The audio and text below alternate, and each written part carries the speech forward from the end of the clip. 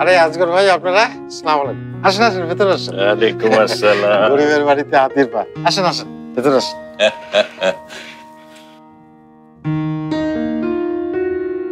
Principal সাহেব, আপনার এই গরিবের বাড়িটা আমার কাছে বিক্রি করে দেন, আর সেই টাকায় আপনি একটা বড় লোকের বাড়ি কেনেন। বলেন কত দাম চান? এই বাড়ি তো আমি বিক্রি করতে পারবো না, এটা আমার বাবার বানানো বাড়ি।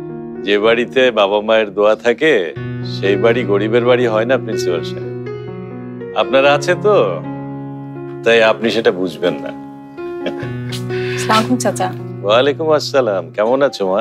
জি ভালো। তুমি তো আজকাল আমাদের বাড়িতে যাওই না, কি বর্ষার সাথে ঝগড়া হয়েছে নাকি? না চাচা, ঝগড়া হবে কেন? পড়াশোনা একটু চাপ তো, তাই আর কি।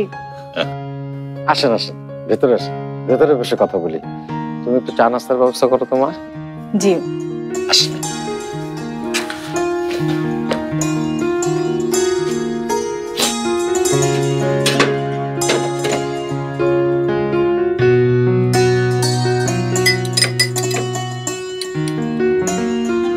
মা সব রেডি?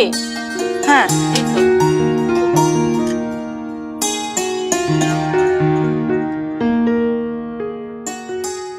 আমি সবই শুনেছি একবার ভাই।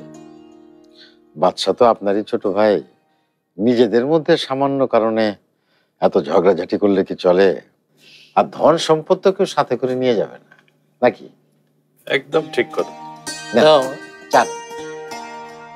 বুঝলে শশী, এই ঝামেলা তোমার বাবা ছাড়া কেউ মেটাতে